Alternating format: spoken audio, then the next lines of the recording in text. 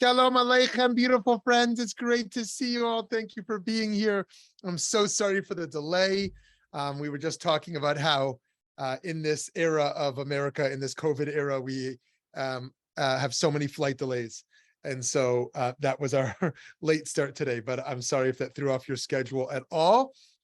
We are here to talk about Rodeif Shalom, pursuing peace, as class 17 out of 40 in our Pearls of Kindness, to think about how we can rebuild the world through chesed, every day, every opportunity to infuse kindness into the world, to not only lift a spirit or assist at a time of pain or suffering, but to actually be a partner with the divine to bring healing and complete the process of creation of the world. So friends, let's start with a poll. I'd love to hear your thoughts on this question with pursuing peace. I mostly choose to stay in peace and quiet. I mostly choose to engage in conflict and drama. I try to balance engaging with peace and conflict. With peace and with conflict. Okay? Do you like to stay in peace and quiet? Do you like to get engaged with conflict and drama? Or do you try to balance these two? Let's see what we got here. Give you another second to vote. Okay, let's see our results. Okay, 14% prefer to remain in the peace and quiet. No one here just lives for conflict and drama, although maybe they're not admitting it. And 86% like the balance. Eileen, welcome back. Good to see you. And thank you all of you for being here. So friends, in chapter 10, we discussed Shalom Beit, peace in the home. And now we're going to explore, on a similar but different theme, Rodeif Shalom, pursuing peace more broadly. The rabbis teach that the greatest of heroes is one who turns an enemy into a friend. That's a complicated idea from Avot de Rabbi Natan. After all, it does say in the Torah, when you encounter your enemy's ox or donkey wandering, you must take it back to him or her. When you see your enemy's donkey sagging under its burden and would otherwise refrain from raising it, you must nevertheless raise it with them. The Talmud goes even further. If the animal of a friend needs unloading and an enemy's needs loading, you shall first help your enemy in order to discipline your Yetzer Hara, your evil inclination. Again, a very complicated idea. The rabbis suggest that this has actually worked. Here's what it says in the Tanchuma. Rabbi Alexandri said 2 donkey drivers who hated each other were traveling along the same road. The donkey of one of them fell down. The other saw it but passed him by. After he had passed by, the other said, "It is written in the Holy Scriptures, if you see your enemy's donkey." Forthwith he went back to help him with the load. The other began to think things over and said, "So-and-so is evidently my friend, and I didn't even know it." The two went into a roadside inn and had a drink together. What led them to make peace? One of them looked into the Torah. Okay, friends, so here we see a case where this actually works from the rabbis. If this is true for enemies, how much more so should it be true for those who are not our enemies? We do not wait passively to resolve tensions, but move eagerly towards them. Rabbi Chaim of Volozhin, the great late 18th and early 19th century thinker, taught, when it says seek peace, it means that you should want there to be peace between you, even if, in your opinion, the other person harmed you. Nevertheless, you should pursue it. You should be the Rodeif Shalom, the pursuer of peace, rather than waiting for the other to reconcile with you first. You can be the one to initiate. So what's the psychological work involved here? The Torah instructs us not to hold grudges. You shall not take revenge, nor shall you bear a grudge against the members of your people, it says over there in Leviticus 19:18. The Rambam elaborates. You shall blot any offenses against you out of your mind and not bear a grudge. For as long as one nurses a grievance and keeps it in mind, one may come to take vengeance. The Torah therefore emphatically warns us not to bear a grudge, so that the impression of the wrong shall be completely obliterated and no longer remembered. This is the correct principle, for it alone makes civilized life and social interaction possible. I saw a nice Facebook post this morning from David Wolpe, and I want to make a plug for our in-person event, in addition to Zoom, of course, with Rabbi Wolpe in just a few months, right after the holidays. And he made a nice Facebook post saying, when someone is offending you, think of yourself as a baseball batter, right? As a batter, you don't swing at most pitches, right? You don't swing at most pitches. Think about that also when someone is offending you. Is this a pitch worth swinging at? I thought that was kind of a nice way he said, a kind of a nice way when someone's offending you to kind of think of yourself as a batter. Do I wish to swing at this or not? Another teaching of Rambam gets to the heart of what the entire Torah is ultimately about. Here's what he says over here in his Mishnah Torah.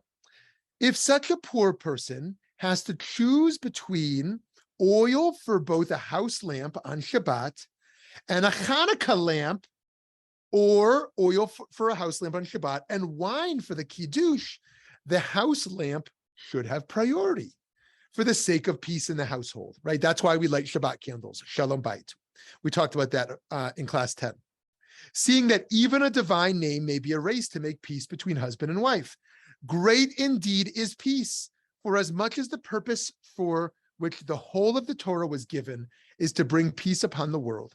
As it is said, its ways are ways of pleasantness, and all its paths are peace. That's why I started with that melody earlier, which we sing before we put the Torah away on Shabbat morning, which includes that phrase right there. And so, friends, this is pretty radical what the Rambam just said. The Rambam just said the entirety of the Torah is given mipnei darchei shalom, in order that there's peace in the world. So some people might feel like, I do humanitarian work over here, my justice work, my social action work over here. And over here, I've got this thing called religion. It's nostalgic. I go to Pesach Seder. I like the melodies. It's like a very different plane of existence. Rambam says, if you're doing Torah, you're doing world peace, right? The kind of Torah we participate in is one that fosters world peace, right? And if our Torah is not fostering peace, we're doing Torah wrong. We're doing religion wrong. If religion causes strife and division and intolerance and hate, that's not Torah. That's not Judaism. We've perverted what we're doing. And so the Rambam says we have to make sure that when we're engaged in Jewish practice, that we have the kavanah, we have the intentionality, that actually it's bringing us closer together rather than pushing us apart. Now, we might then think we should stand for nothing, because as soon as I stand for something, it's going to be polarizing, right? Oh, I stand for immigrant rights. You stand for border security. Oh, we disagree. We need to be in a different shul. No, opposite. We can have peace with disagreement. We disagree. So let's talk about it. Let's learn about it. We can still pray together. We can still eat together, right? And so that might feel harder when it's the issue close to your heart, right? Maybe there's a primary issue for you in race or in gender or in economic justice or the like, anti-Semitism or Israel. Maybe there's your primary issue. Like that issue, if you're against me, I'm not in relationship with you. But okay, we have to hold a bigger space than that. And so Rambam says, Torah fosters peace, and that's a type of peace that is a shalom bait that keeps us together, not in agreement, but also in disagreement. And so for many, darchei shalom, the ways of peace, means that we should support Gentiles even in, and perhaps especially in, eras and cultures with enormous anti-Semitism, simply to save ourselves. Get it? Darchei shalom, the ways of peace, means we support Gentiles even when they hate us. Why? Because if we don't support them, they'll hate us more. So if others continue to accuse us of only being for ourselves, one of the top 5 mantras of anti-Semites, tropes of anti-Semites, is Jews only care about Jews. And so Jews are very insecure about helping Jews. If I'm Jewish and I help a Jew, it's going to look really bad. I have to show that I care about all people. I mean, that's very weird. That's a very weird idea. But the anti-Semitism has kind of gone into our psyche, that we feel like if I'm a Jew and I'm helping a Jew, I'm doing something wrong, right? And so if others continues to accuse us of being only for ourselves, it will fuel their fires of hatred and violence toward us. But the Rambam goes further, and he says we follow Darkei Shalom not for a practical survivalistic reason of not being killed, but for a deep theological and moral reason. Here's what he says. Even with respect to Goyim, in respect to the nations, the rabbis bid us visit their sick, bury their dead along with the dead of Israel, and maintain their poor with the poor of Israel in the interest of peace. But here's the interesting thing. He doesn't now say because they're going to come to hate us. He says, as it's written, the Lord is good to all. All God's tender mercies are upon all God's works. As it is also written, its ways are ways of pleasantness, and all its paths are peace. And so there we see, why does the Rambam say we have to do the paths of peace even to people who hate us, people who hate Jews? Not because they're going to kill us, but because God, Shalom is a name of God. Shalom is one of the names of God. And we want to emulate the divine pathway towards peace. We love the image of God in people even when they don't love us. And so we pursue peace for its own sake, right? It reminds me, I was on this committee once. There was this big earthquake in Iran like 20 years ago. And the Jewish community organized a ton of money for humanitarian relief for like tens of thousands of victims in Iran. And what did Iran say? We don't want your dirty Jewish money, right? And we had this big debate. Do we lie and say the money's not from Jews? And just because saving life is more important? Or do we say, you don't want our money? Forget it. There's plenty of other humanitarian causes. And many people on this committee said, forget them. They're trying to wipe out Israel. They're trying to kill Jews, right? They have they're spreading anti-Semitism. They're turning down our humanitarian funds. They don't want it. Let's go help someone else. And the other argument was, you know what? It's the people up top saying that. Let's go through the back door and lie and say it's not Jewish money and try to get it to the people who need it anyways. It was a very interesting debate. Aside from meaning peace, Shalom, as mentioned, is also a name of God. And so we pursue peace so that we can emulate a loving, peaceful God, the Rambam teaches. We are to pursue peace within the home, within communities, and within society at large. A very well-known verse from Tehillim, from Psalms, speaks to this idea of pursuing peace. May there be peace within your walls, serenity within your palaces. Translated this way, this verse is a prayer, a hope, an aspiration. But there's another way to read this verse. If you wish for there to be peace within your walls, referring here to the city walls, there must be peace within your palaces. In other words, the well-known adage is correct. Peace begins in the home. First, we must make every effort towards Shalom Beit, peace in the palace. We must ensure that we have peace on a micro level. Only then can we be impactful in pursuing peace on a macro level. And so, friends, it can be powerful to just be a truth speaker. I speak truth to power. I don't care what anyone thinks about me. I'm authentic. But it can often be wiser to be a pursuer of peace than just a truth speaker.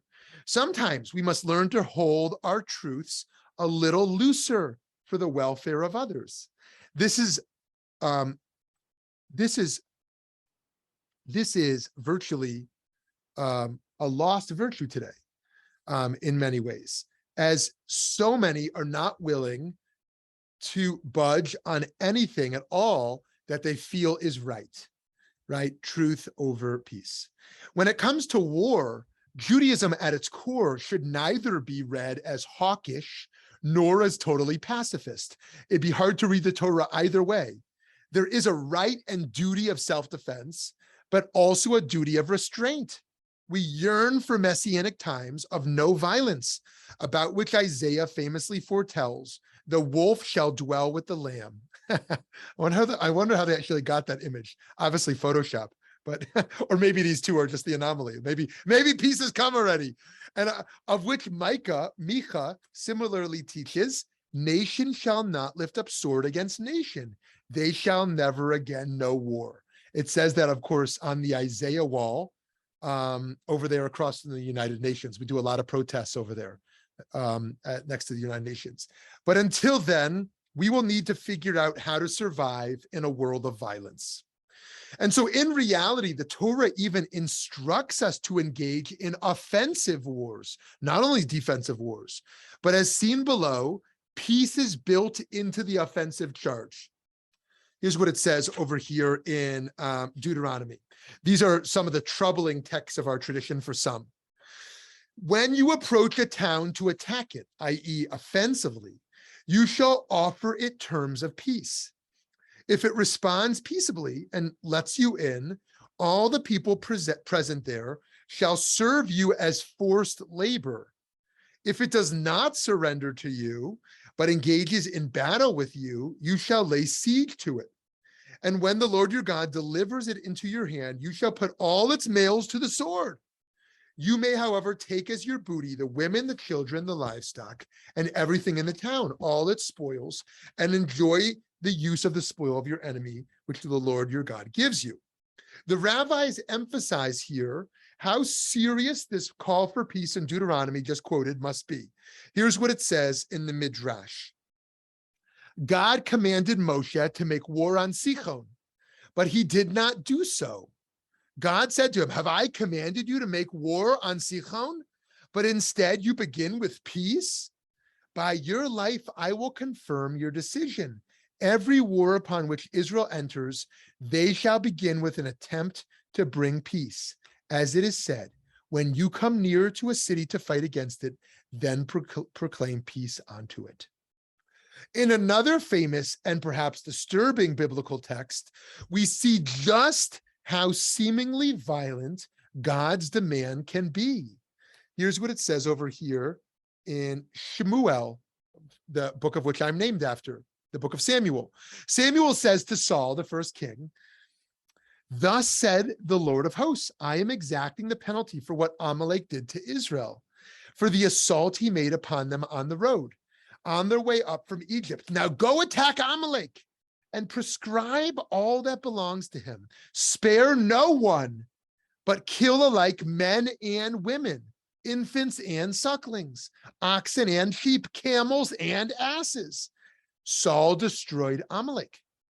He prescribed all the people, putting them to the sword.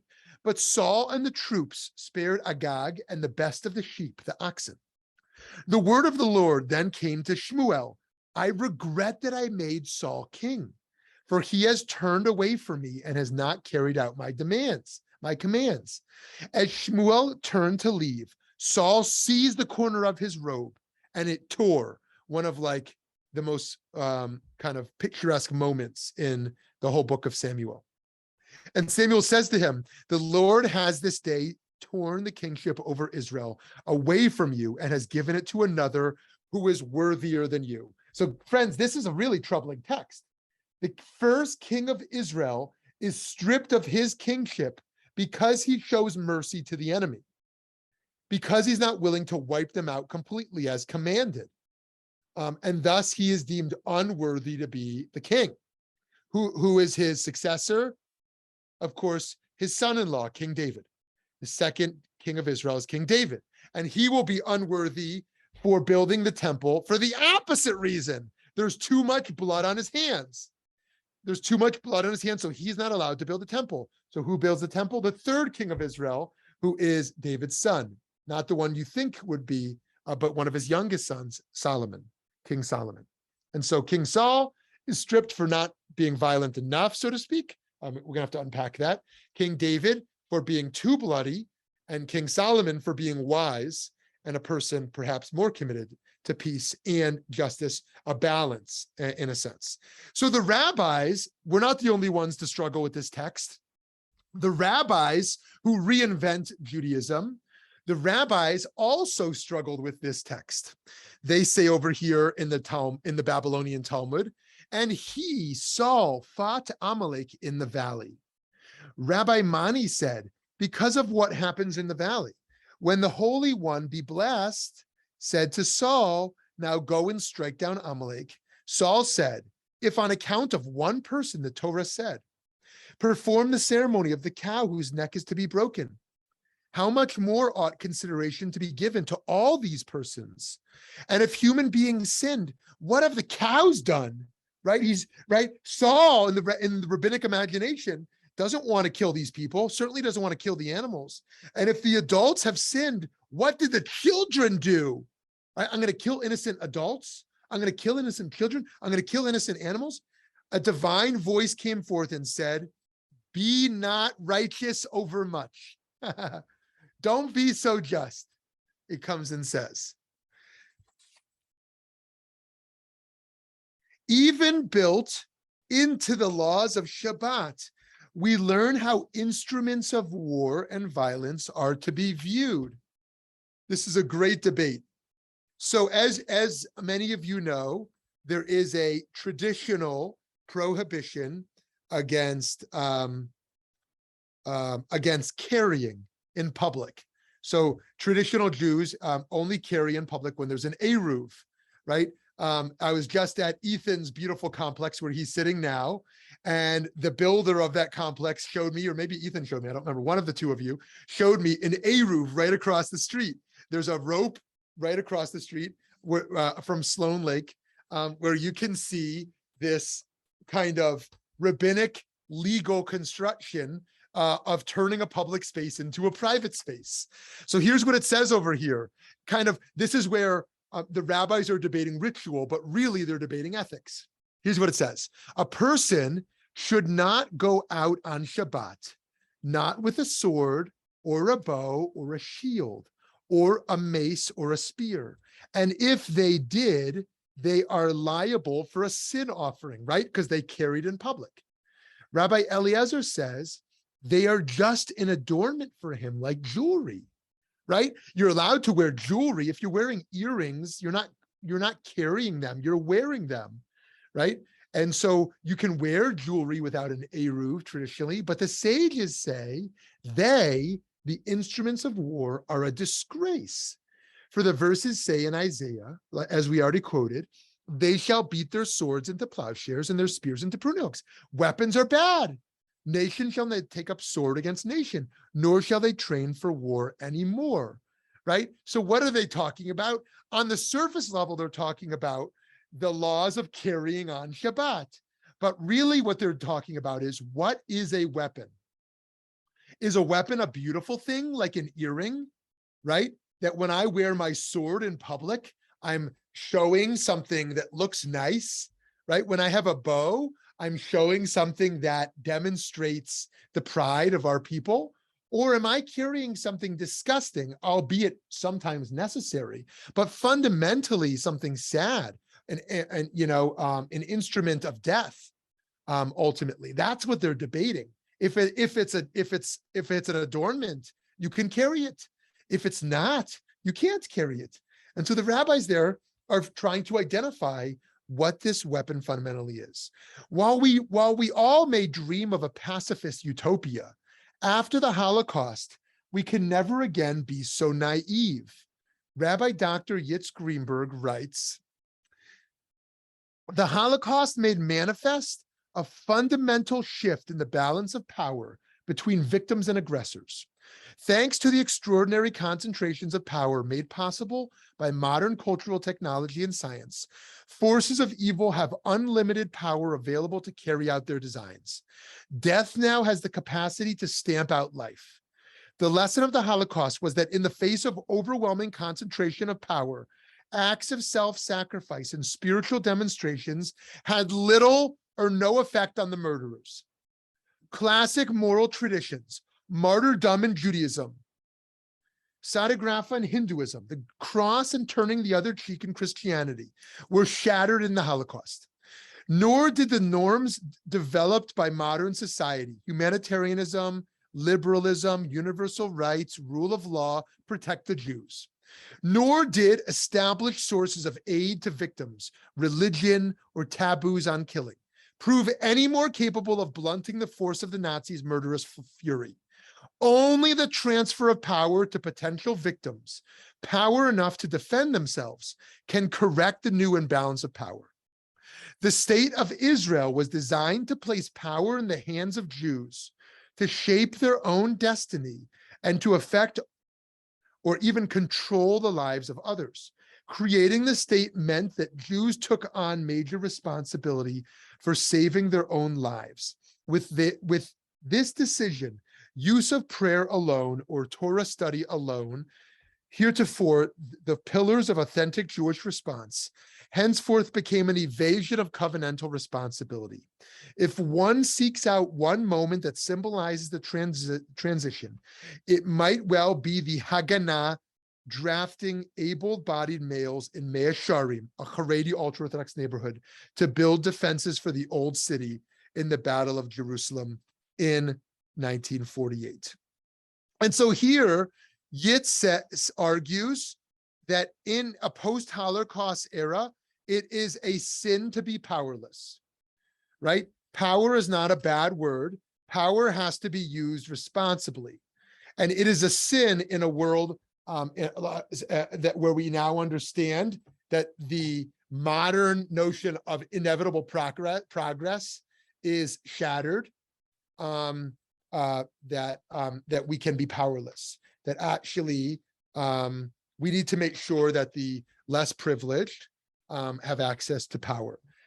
And yet, David Hartman emphasizes how much we must not build this state of Israel to be like other states. Here's his warning. Israel is not a return to a religious or political ghetto where Jewish particularity and universality conflict, where symbolic religious ritual and the passion for social justice are unrelated expressions of loyalty to traditional Judaism. Israel represents the birth of a healthy society that seeks to create a nation like all other nations. The demythologization of the Jewish people is one of the great gifts of Israeli society to the Jewish people. So friends, it is easy, albeit painful, to be powerless. But to have power is equally very difficult, as one now has enormous responsibilities, both to protect oneself and one's people, while also showing enormous restraint and pursuing peace. Everyone with power will ultimately fail, right? If you're powerless, you just blame the people in power. You say power ultimately corrupts. Everyone with power is corrupt, right? Because it's easy to be powerless. It's painful, but easy. You just blame the people with power, right? So everyone with power will ultimately fail. But to be a Jew means that we cannot tolerate our own failure. We must defend ourselves, and at the same time, we must be total lovers of peace. For to love peace and pursue peace is one of the greatest demands in emulating the ways of God. And so to conclude, let us be like Aaron, about whom we are taught in Pirkei Avot. Hillel said, "Be among the students of Aaron who loved peace and pursued peace. He loved all creatures and drew them near to the Torah." And in fact, we are at the Parsha of Aaron's death. And so in his memory, may we also be Rodeif Shalom. Okay, holy friends, I'd love to hear from you.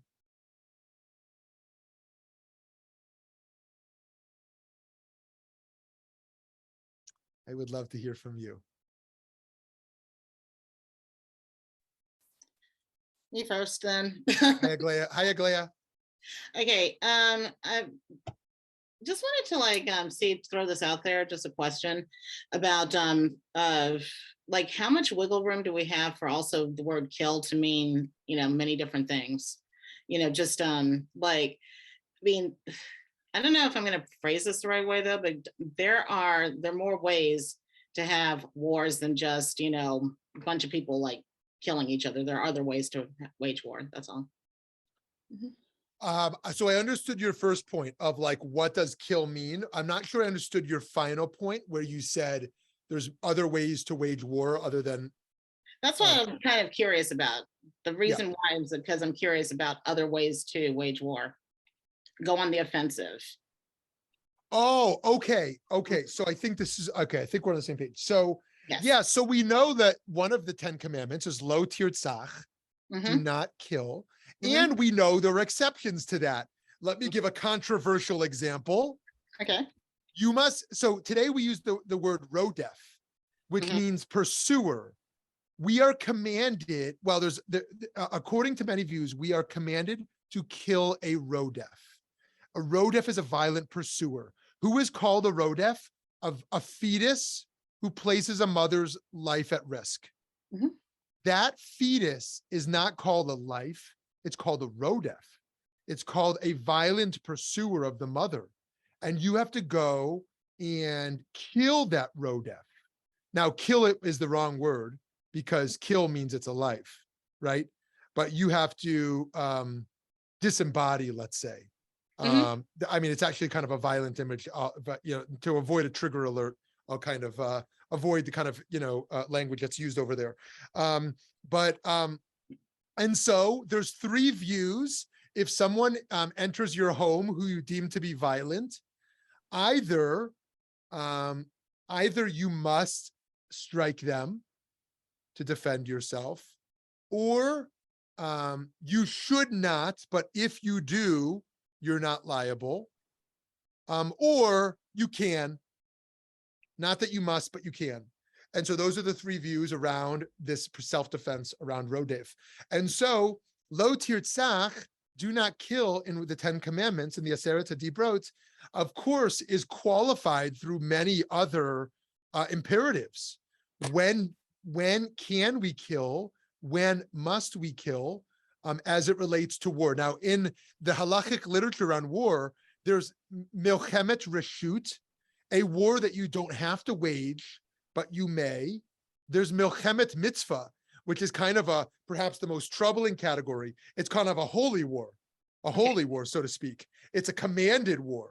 And then, of course, there's the defensive war of pikuach nefesh, of saving life. So what's a category today where we might call, a holy war? We might say America entering World War II. America didn't need to enter World War II. Many historians suggest the war was already over. The Soviets had kind of destroyed on the Eastern Front the Nazis enough. In American history books, we make it sound like America was the hero of the whole story, but it may be more complicated, of course. And so, but nonetheless, the idea of fighting Nazis, not that any of us want to do that, but could be described as a holy war, like to liberate concentration camps and the like. And so too, we can imagine cases today. Now, things are very complicated. When you look at a Russia, versus Ukraine, few of us are total pacifists or total hawks on that. The total hawks who say, regardless of the consequence with Russia, we must back Ukraine fully, even if it leads to World War III. I know few people who are that hawkish. And I know few people who are so pacifist who think we should do nothing to aid Ukraine, lest Russia be agitated, given that most Americans, of course, side with the I was going to say alleged victim, but I'll just leave alleged out, the victim of Ukraine. There was a discussion on a listserv for one of the schools I teach for, and it just went on for 80 some odd messages of just ridiculousness over this. So sorry. Right. Yeah. And so this stuff is very complicated. This stuff, of course, is very complicated. Anyways, long story short, is in regards to war.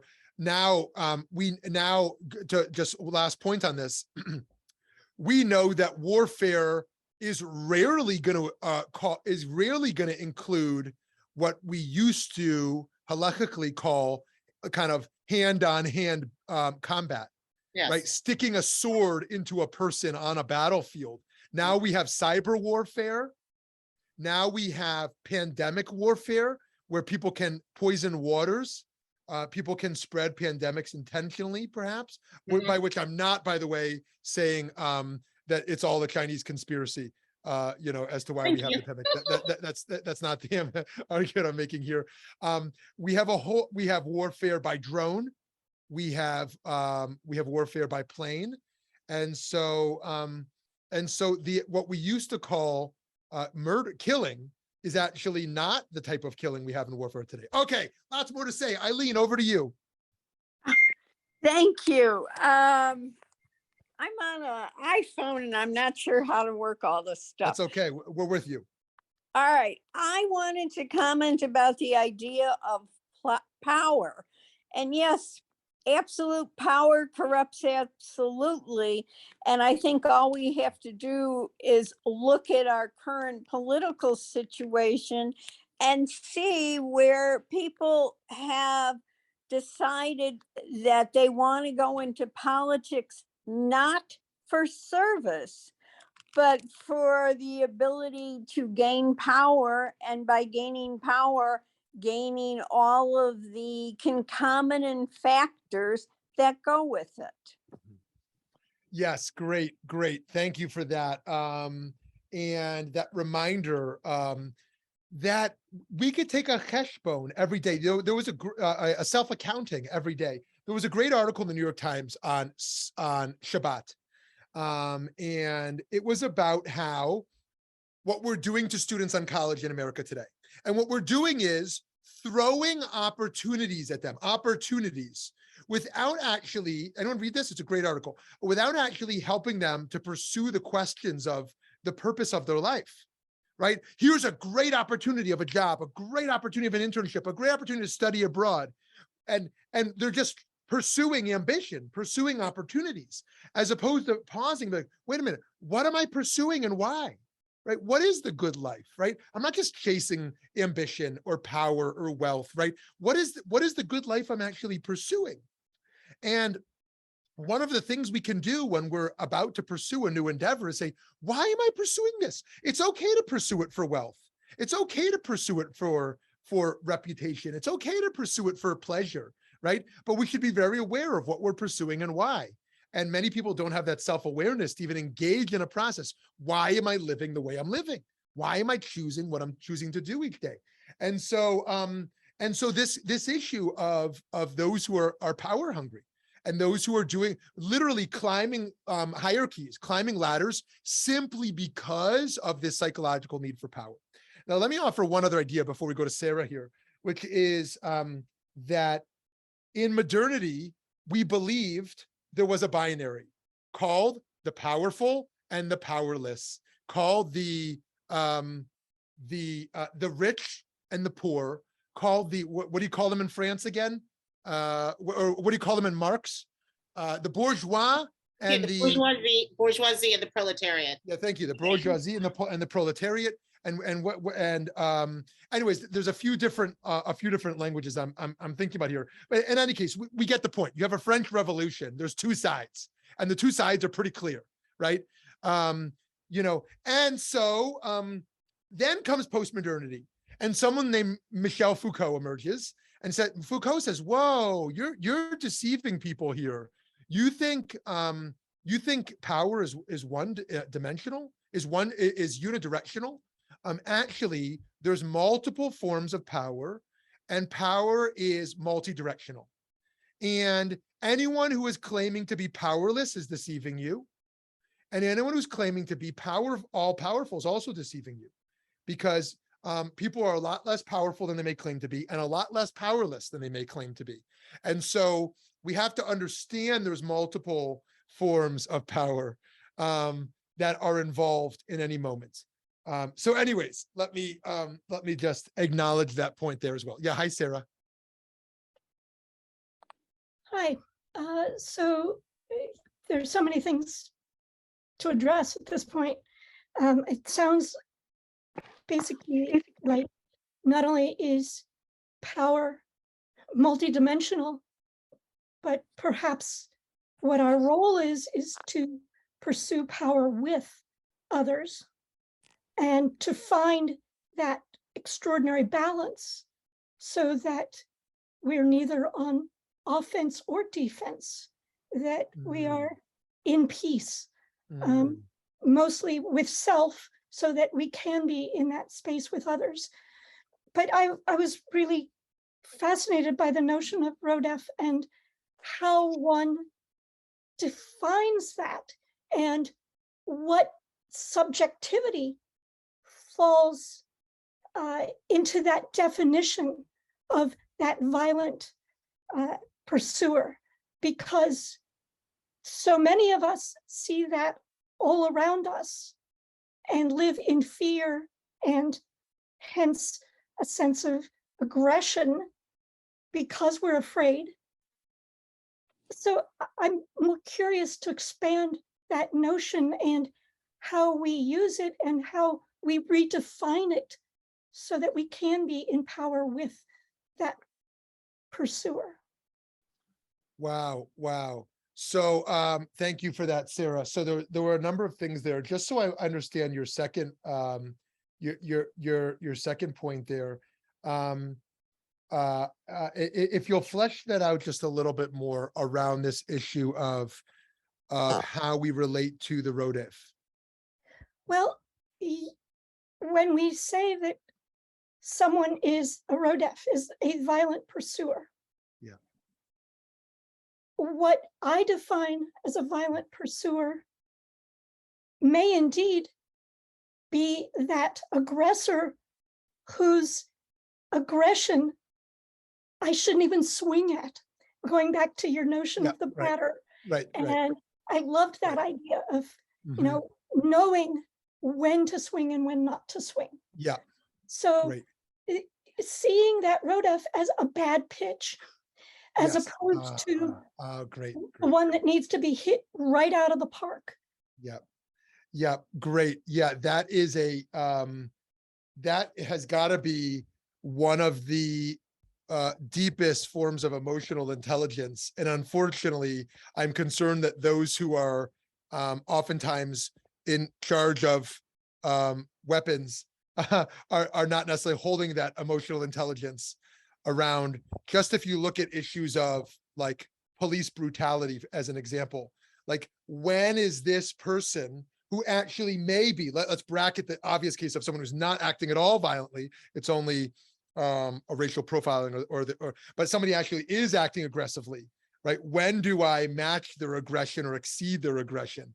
How do I, or take a case of an abusive parent, and then child services comes in and also engages in what may be at times deemed an act of violence of kind of breaking this family apart, or take the case of a threat made by a foreign nation, like when Iran says, we're going to bomb you, Israel.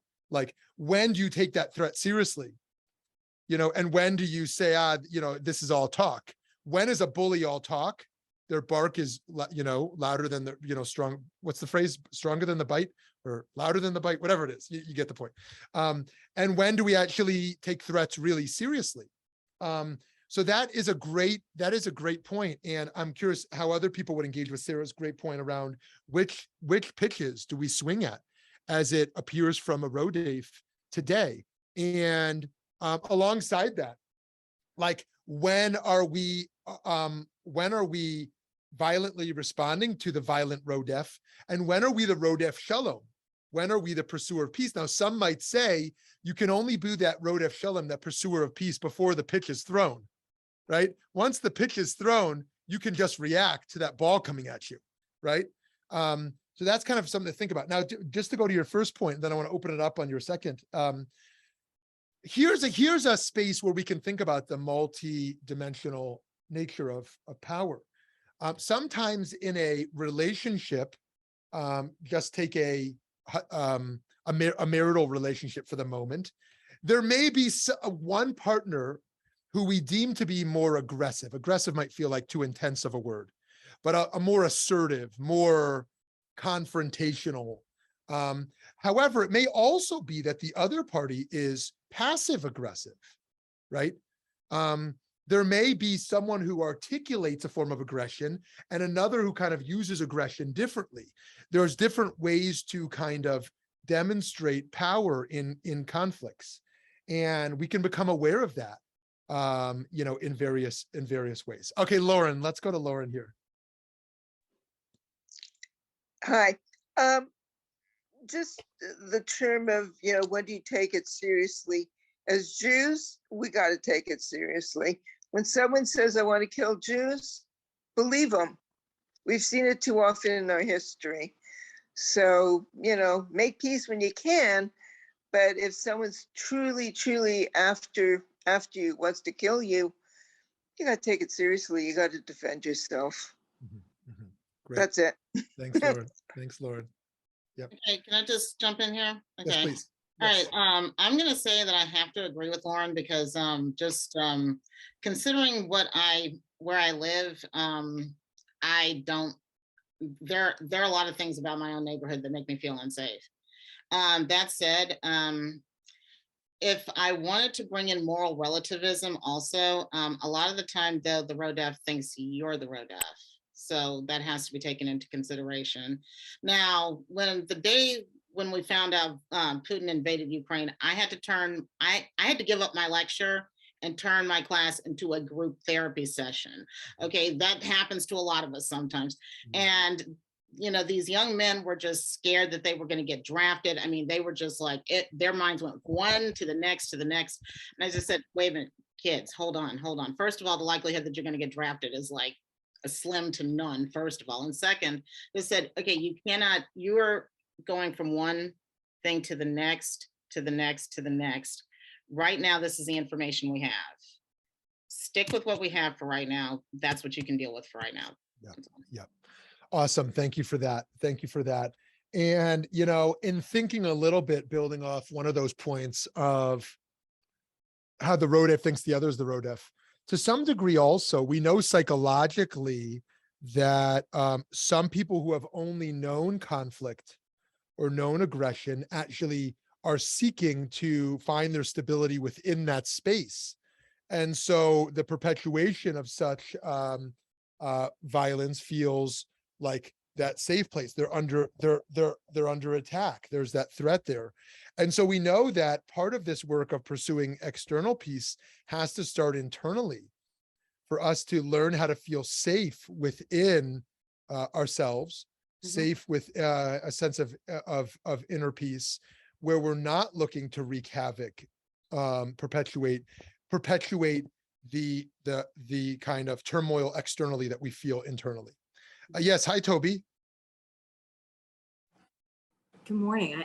What a great discussion. I think Sarah's point is really well taken. As an individual, if you're being bullied as a kid and you're a kid, how do you really have a grasp of when is this bullying just kidding around and when is it, life-threatening or safety-threatening? And that doesn't stop when you stop being a kid. Right. All of us have individually, I'm guessing, all of us have come into contact with bullies in our work. Right. I certainly have, prosecutors and judges, they're called. And they're not being reasonable. And I think it was Sarah who said, when do you know? First of all, the quote that I have from a guy who was involved in all the Iraq wars, is that a hill worth dying on? Mm-hmm. Same thing as the bat worth swaying and whatever. And if you think about that before you say something or before you make your pitch or whatever, if you say, is this a hill worth dying on?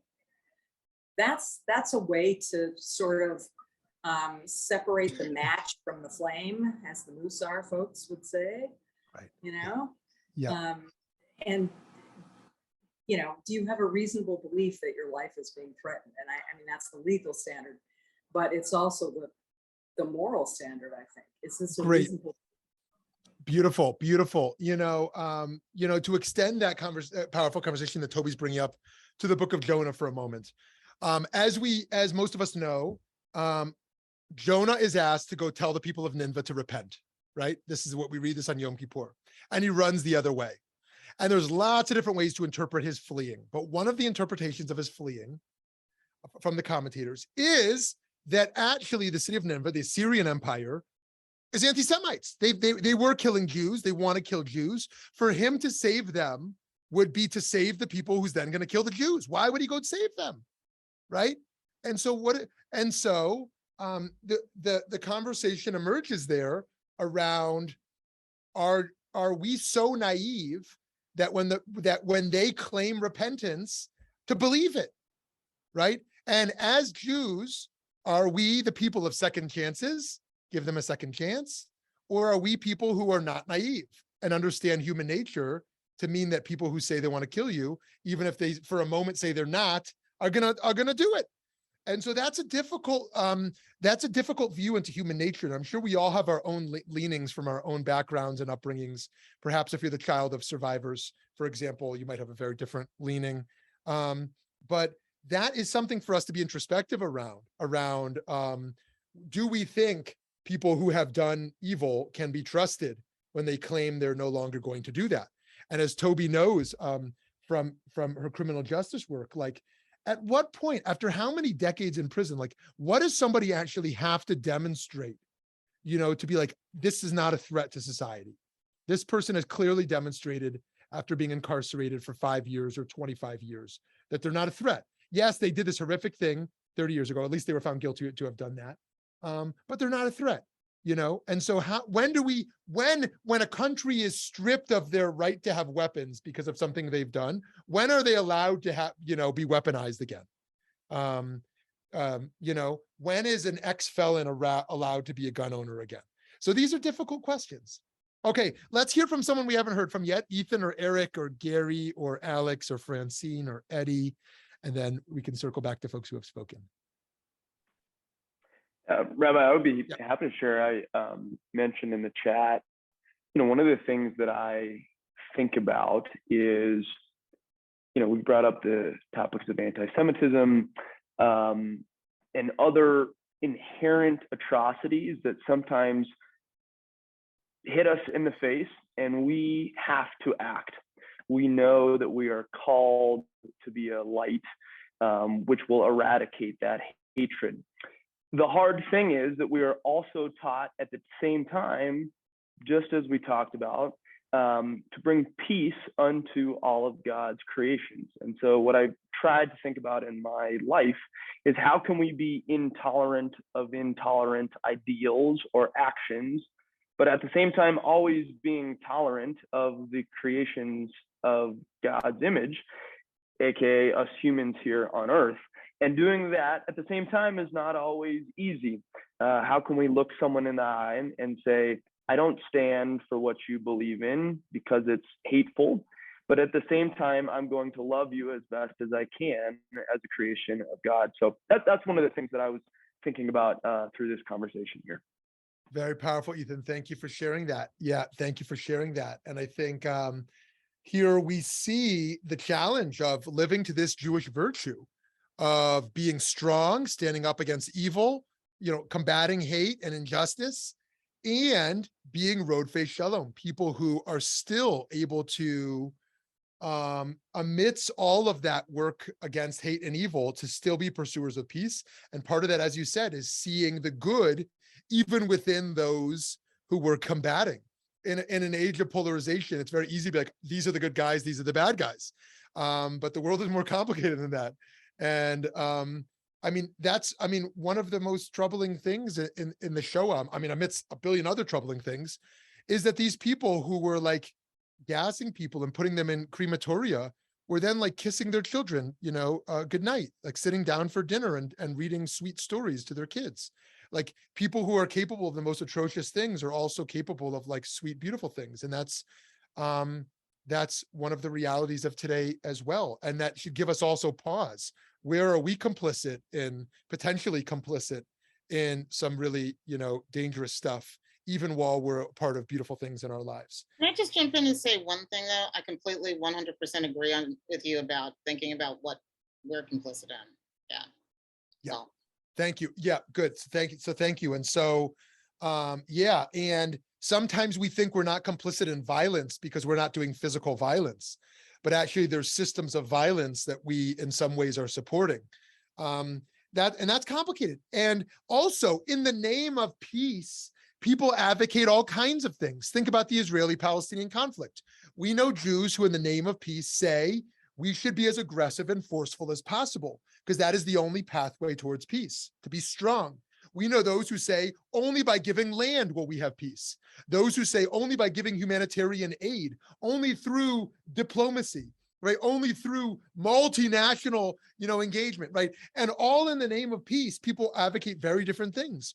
Or people who advocate for peace in America. Some people say peace means my political party wins. We get what we want, right? No, right, as is chanted at rallies, no justice, no peace. There's no peace until there's justice, right? And so other people mean by peace that we're all going to be friends, like we're going to, and so this is really complicated in the name of peace. The word is so elusive. The word is so elusive. Okay. We might have time for one or two more comments, questions.